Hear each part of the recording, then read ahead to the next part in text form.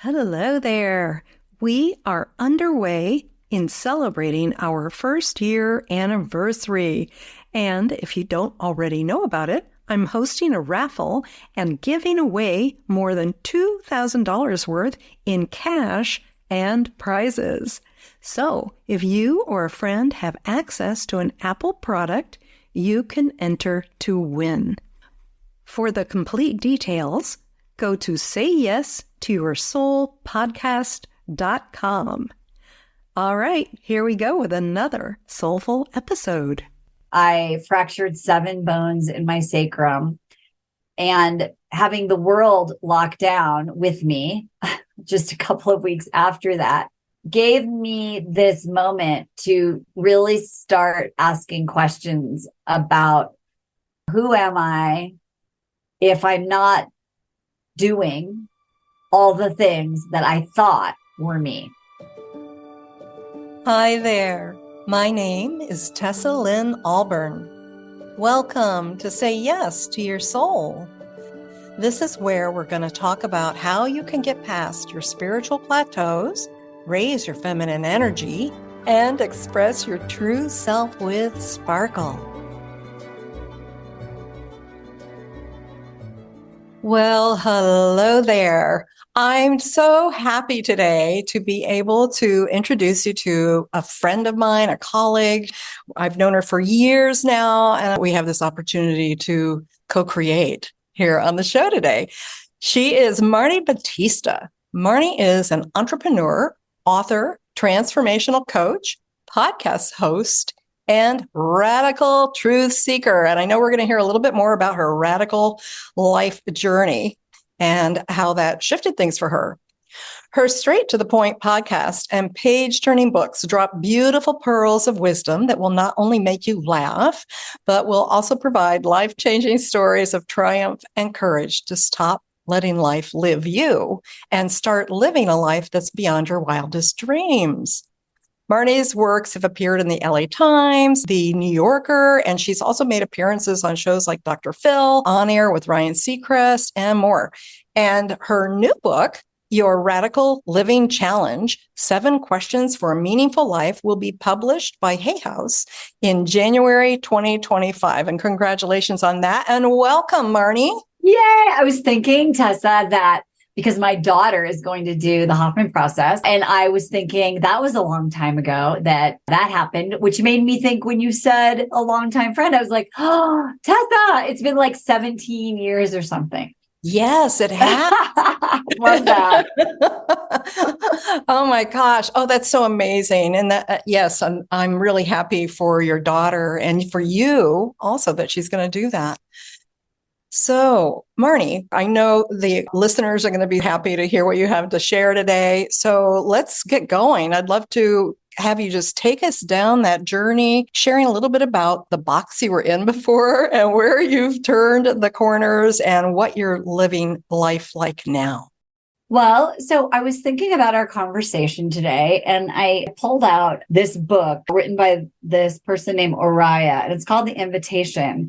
And I thought that this little passage would kind of describe best where I was. And so this is from her book called The Invitation. And it says, "It doesn't interest me to know what you do for a living. I want to know what you ache for, and if you dare to dream of meeting your heart's longing. It doesn't interest me how old you are. I want to know if you will risk looking like a fool for love, for your dream, for the venture of being alive." And that's just an excerpt from her bigger body of work called The Invitation. I picked that because I think that when I look at what was life like for the soul of Marni inside the container of my physical self in 2020, I had just sort of survived, gotten through the death of my dad, and my mom had passed away 10 years before.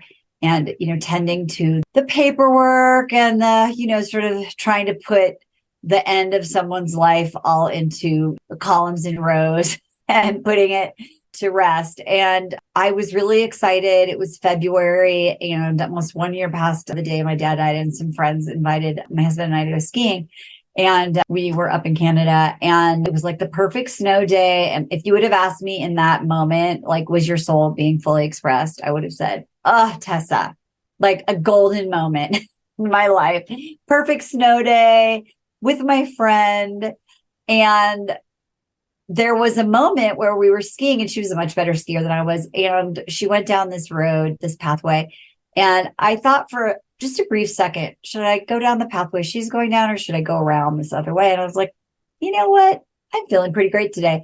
So I went down this double black diamond. And if any of you ski, you probably know where this story ends, which was on my back, going down the mountain in a little toboggan. And that accident where I fractured 7 bones in my sacrum and having the world locked down with me just a couple of weeks after that gave me this moment to really start asking questions about who am I if I'm not doing all the things that I thought were me. Yes, because you weren't able to do anything. You were needing support, and there you were. And so you really had this opportunity to do a deep dive into who you really are. Yeah. And it was really crazy because it was the first time. So I was on bed rest for 9 weeks. And that means literally not moving. Everything hurt. I had to use one of those like claws that really, really old people use to grab things. Notice, by the way, I said really, really old people. Right. We're not putting ourselves in that category at all. No, we're not in the really, really category. Anyway, I had a walker. I called the walker Johnny Walker. I was trying to make the best of my situation. And so I couldn't do anything. I remember even a moment, and you and I were working together at the time, and I was supposed to go do a retreat. And I was like, you guys got to go for me. And I remember going to the doctor's office like 3 days before. I couldn't even sit in the chair. I had to lay down on the ground in the doctor office. And I was like, so I can fly Friday, right? He literally looked at me like, what planet are you living on, honey? Not to mention that the whole world was like, knee deep in Clorox and, Purell.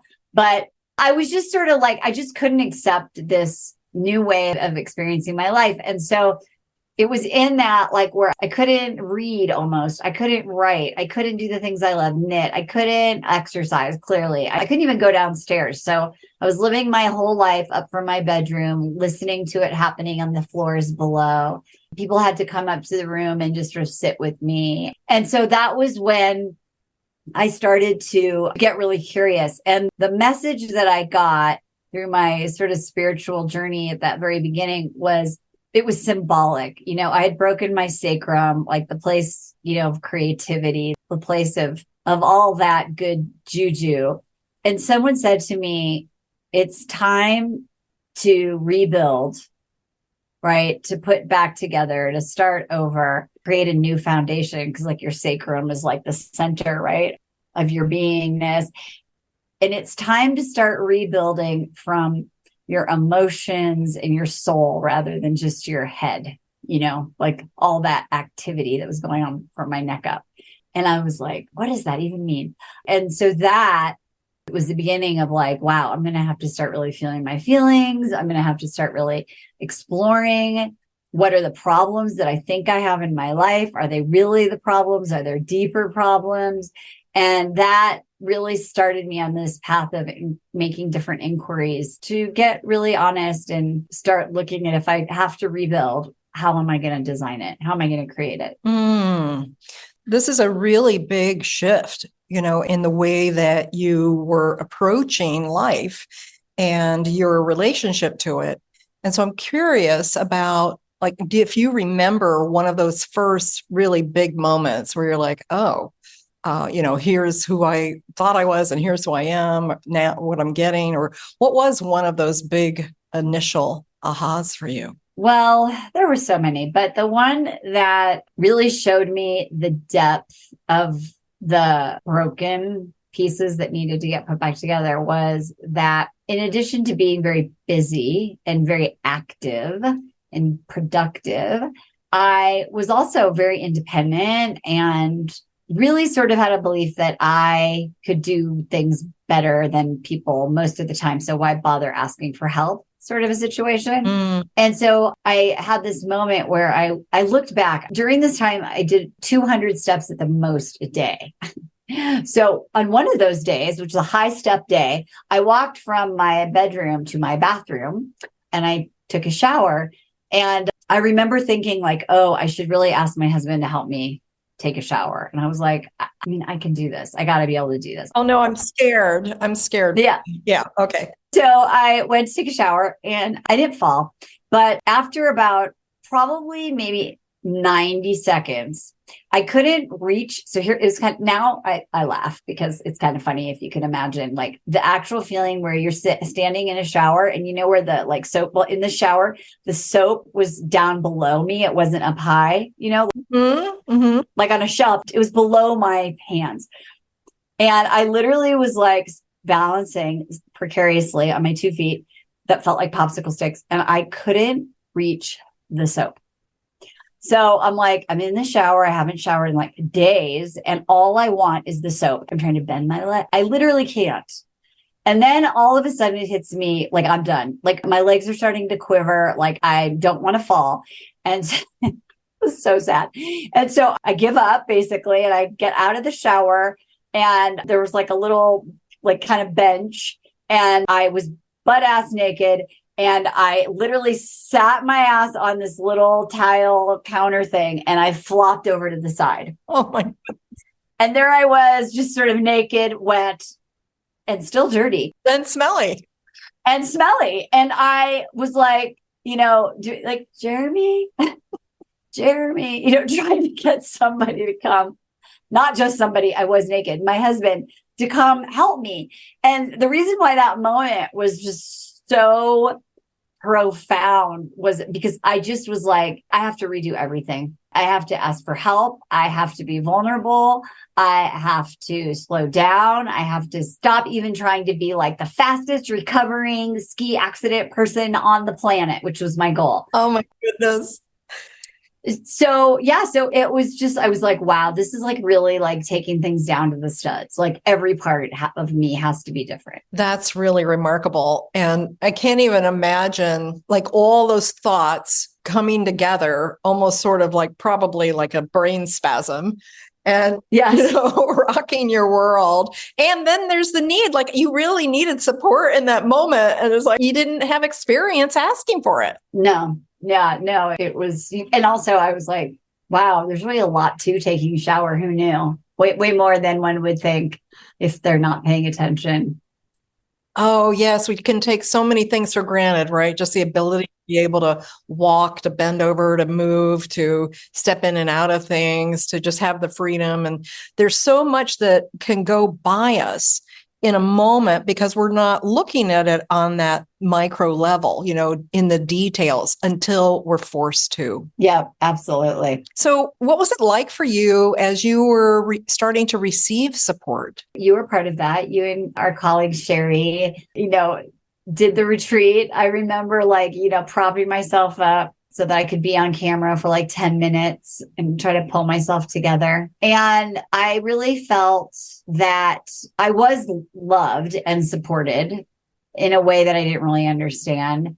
And that inside of, you know, being supported and asking for help and all those things, there was courage and there was strength, you know, inside of me that I didn't know that I had to use that experience to, you know, kind of rewrite the next chapter. I didn't know it at the time, but that's what I was really doing. And so it's almost like in the space of asking for help and receiving and not trying so hard to be the, you know, the fastest recovery and get stuff done. I had the time in the space to start really questioning and look at what the problems that I thought that I had that were really just symptoms of like bigger issues, which ultimately came to be that I was terrified of change. Oh, that's really interesting. So all that doing, all that busyness, the getting there quickly was a way to keep the status quo. And, you know, Jeremy, our kids were leaving the nest. So they all came back for COVID, then they all left. And, you know, there was like the high of like being able to be with all of them as young women and in the house. And, there was the quote unquote trauma bonding, right? Of going through COVID together, you're all like trapped, controlled and trapped. And yeah. And just like, going, yeah. And but it was fun, right? Like there were parts of it that were super fun. And so then they left like in a flash because, once everyone realized this wasn't like a 6-week thing, they were like, and I'm out, I'm going back to my life. And so the kids were gone. My daughter went to college, my youngest one, and Jeremy wanted to leave LA and he was just so dissatisfied. And I kept sort of being like, no, we're not going, we're not leaving. Like my life is here. My life is here. My life is here. I'm here, Right. You're like the classic cat, right? Holding on to that ledge. Yes. Like, I'm not going to. Yeah. And I'm very smart. So I had a lot of really good reasons and I could be very bossy. And I was right about a lot of things. Your ego be like, well, see.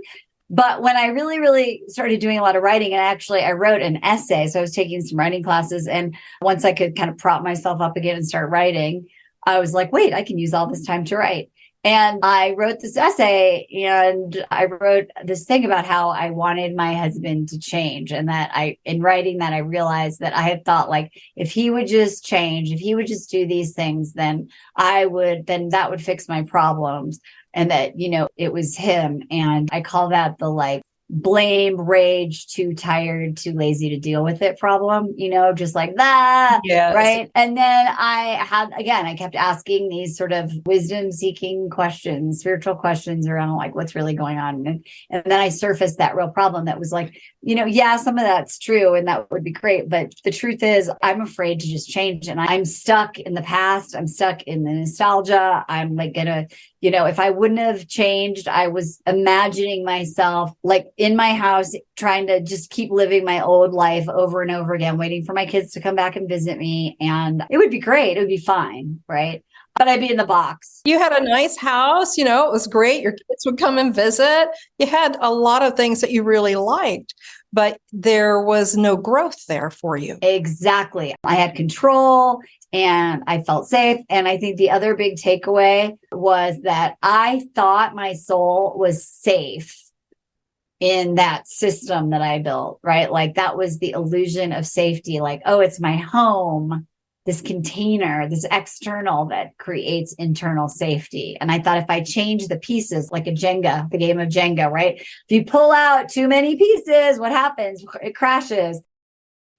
And so I was like, you know what? I already pulled out all these pieces with the ski accident. I pulled out some more when my kids left.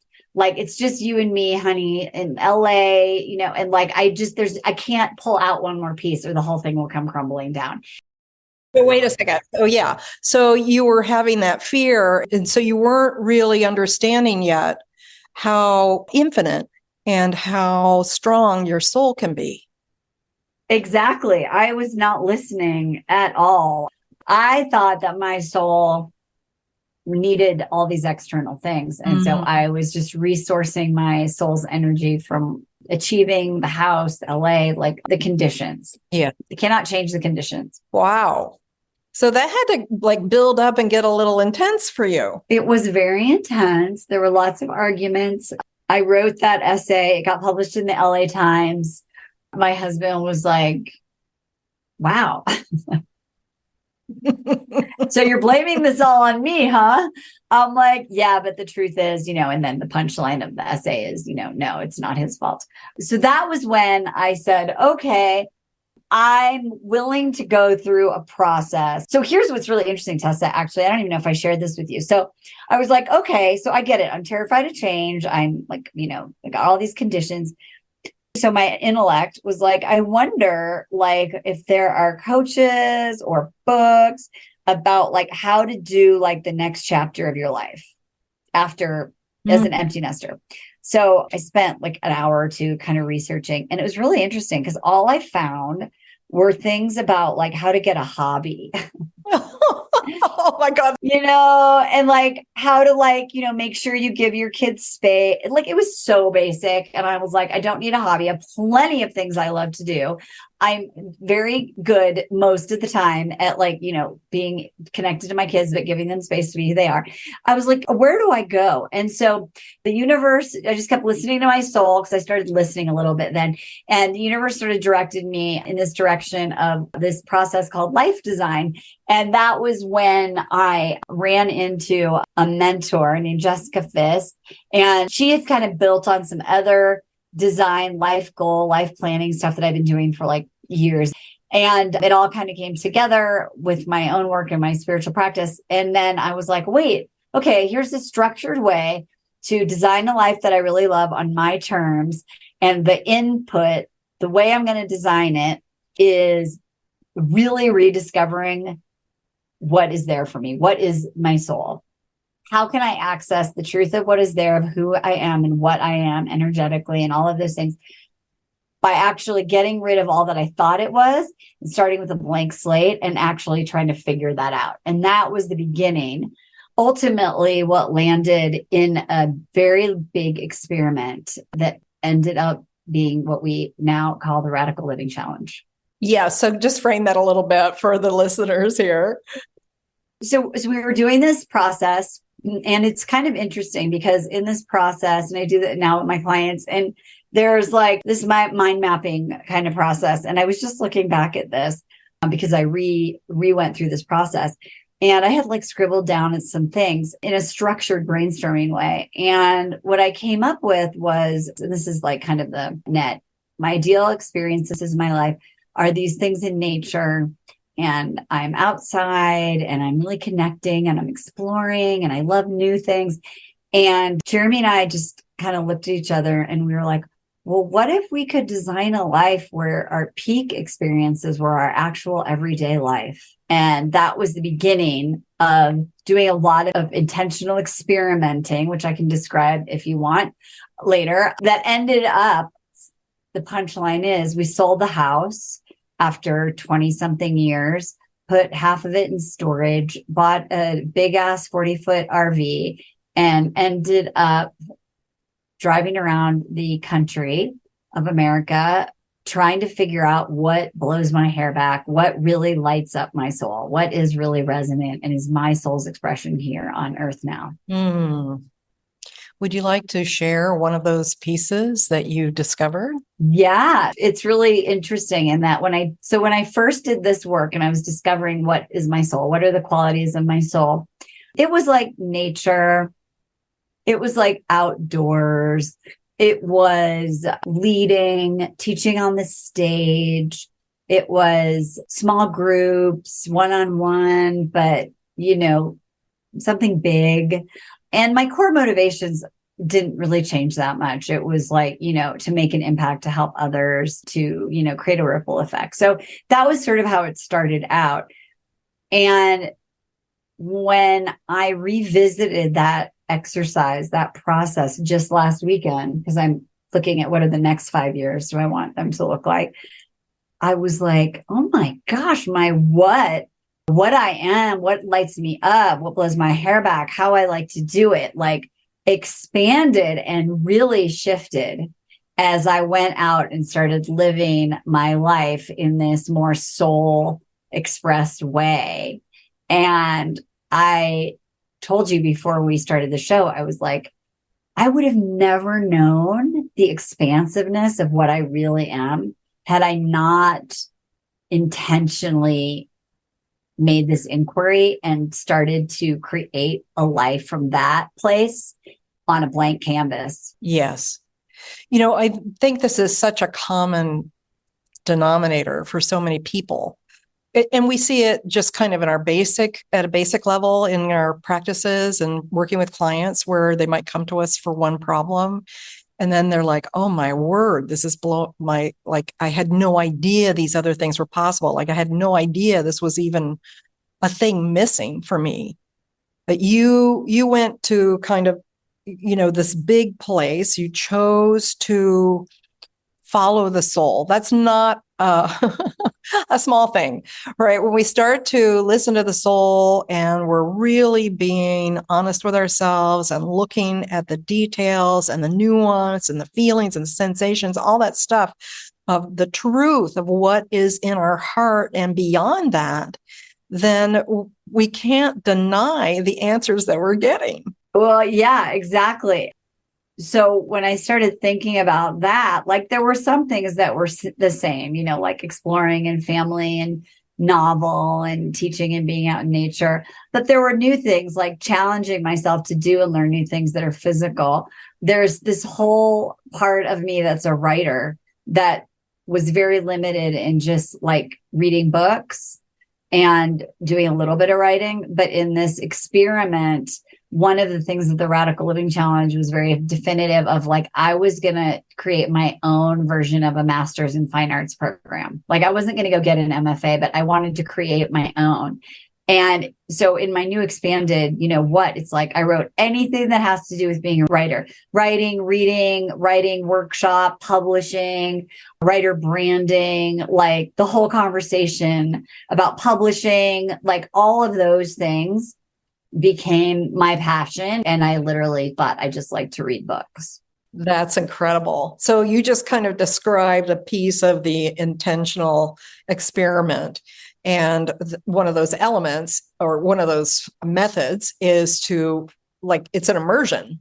Yes, it's an immersion. And so you go through this process and you kind of create these mind maps, and then you have these like little scribbles of ideas. And then the fun part, I think, is like brainstorming. Well, what could I try? Like coming up with a list of a ton of possibilities. And this is all based on design thinking the preeminent like leader in design thinking is out of Stanford University. And if you think about this and how is it applied in the business world, is that there are professionals, consultants whose lives are devoted to actually designing things for users. And it's obvious, but like who knew that was a career path? It just coincidentally happened to be the career path that my daughter is in. That was just so random. So I was like, wait, I finally get what you do. But like, so one of the first stages when they do design a product, like an app or something that you're using on your laptop or, earpod pods, right? Or whatever it is. You have to first understand it. Yes, no bugs, please. Just yeah, right. Just pods.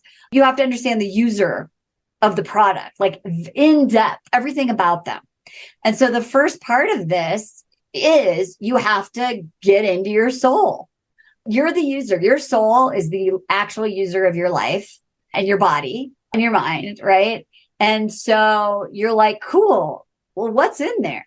So that exploration then leads to brainstorming about, well, if I were to express that, like what are all the different ways that I could do that? So one was the create my own master's program. And the other one was the RV experience, like actually live outdoors, live in an RV, be new and novel 100% and drive around the country and further explore this topic, which I ended up being so passionate about. I wrote this book proposal that I ended up selling the book that is now the book that's going to come out, which is like 100% like an expression of my soul's work and all that I do.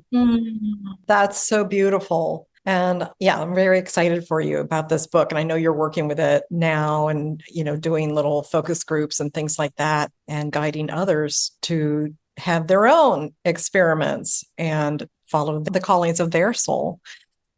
Yeah, absolutely. I think the other thing I just want to say in terms of work, because I think this is a really important piece for those that are thinking about work.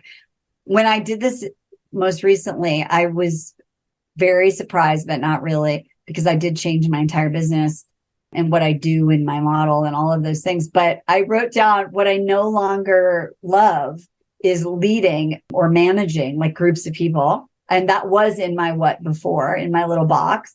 And the other thing that went away was speaking to many, like speaking on the stage. Amazing. Yeah. Yeah. Like I love doing it, but the joy had gone out of it because it was becoming like very much like you're going to go do these 4 things. Then you're going to speak these 3 weekends. And like the joy and the passion, it was not coming from that place anymore. It was very like, in order to get this, and that didn't feel aligned. And then I was like, well, if I'm not caring about that, do I really want to do that?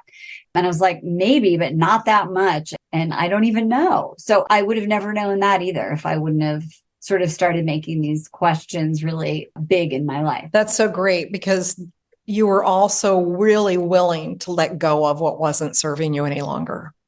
Well, I wasn't really willing, but I Oh, became really willing. Well, I learned how to surrender. yes. And I learned about radical faith. And there was a big transition, and that was part of my soul's journey. And so I was willing to be challenged. Lovely. Yes. And you're like, challenge me. Okay. I can sort of imagine you like, just challenge me. I'm going to show you. And then you get in it and you're like, well, wait a second. Okay. That's not resonating. That's so funny because in my fantasy, another essay I wrote, I talked about like watching Survivor, which you and I like to watch. And I'm one of the people who watch Survivor or any of those adventure shows. And I never think, wow, I'd love to do that. I think, I wish I was a person who wanted to do that. Do you know what I mean? Like, I like the idea of, and this is what I wrote about. Like, I like the idea that afterwards, these people will be like, this changed me. I learned this about myself. I grew in this way. And what I honed in on is that if I could create something where I would get that, I would love it. And what's funny is, no, did I go like live on an island for like 28 days and eat rice? No. However, in my world, it felt like that, right? Like, because I thought it was going to be like a fun vacation to Fiji with a bunch of cool people and be on TV, you know?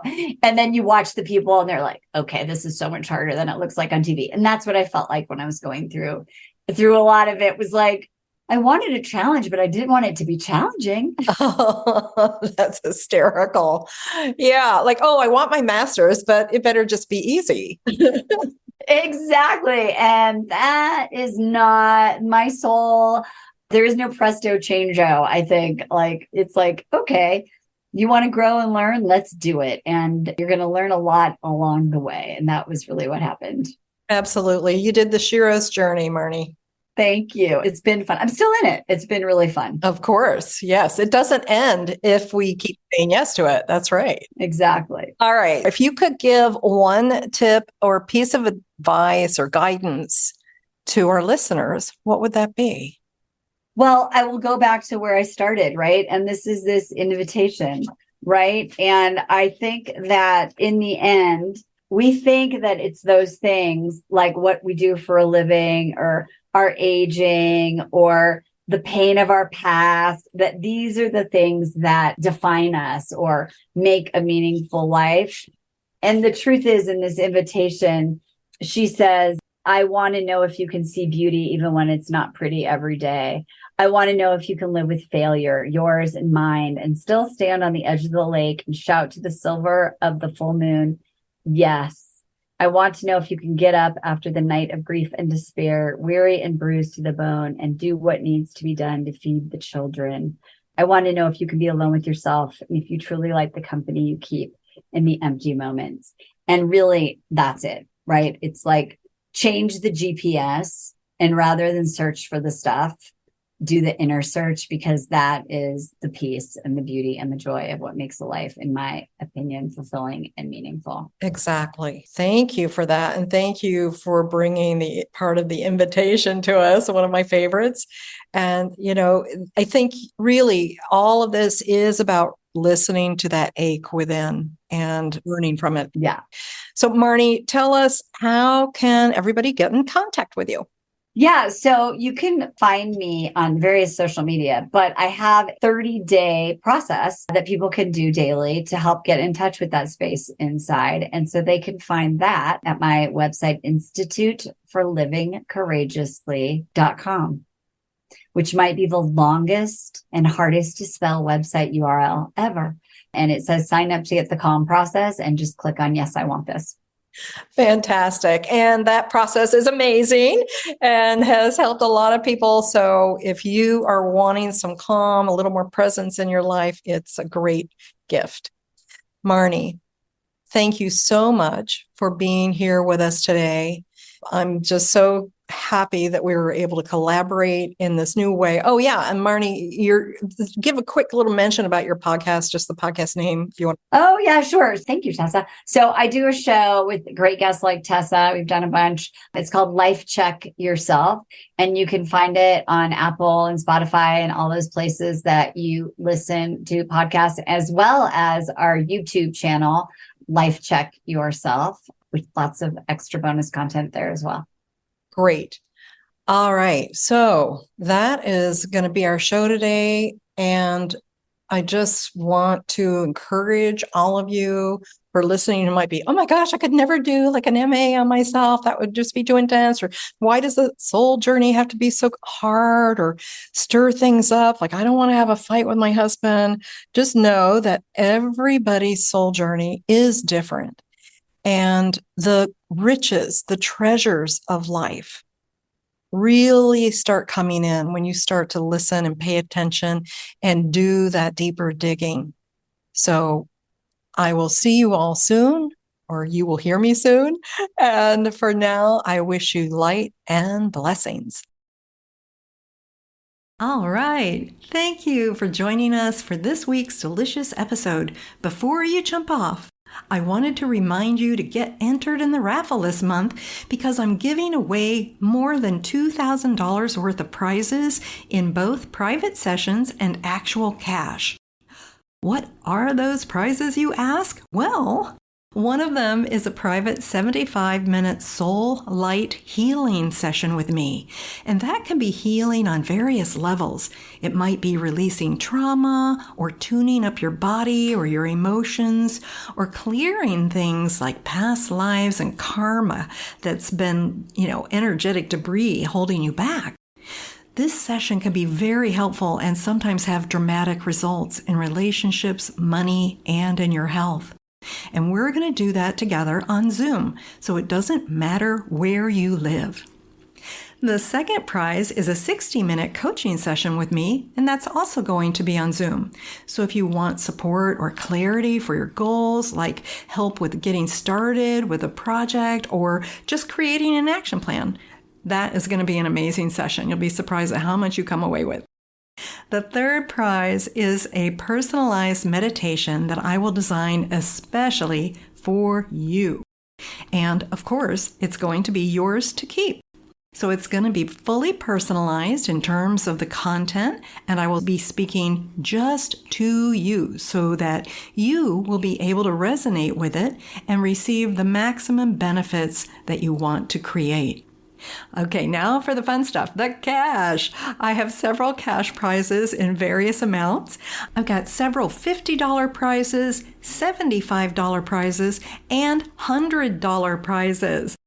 So you can see there are many opportunities to win here, and I just want to encourage you to be sure to play because you do need to play to win. All monetary prizes will be delivered through PayPal or Wise.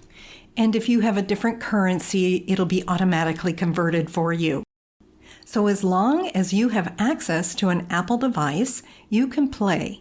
And all the instructions are available on our website at sayyes2yoursoulpodcast.com. That's sayyes2yoursoulpodcast.com. And if you need any support in completing your raffle entry, my team is ready to help you with that. You'll find their email on our webpage as well. So that's it. All the best to you, and may you say yes to your soul.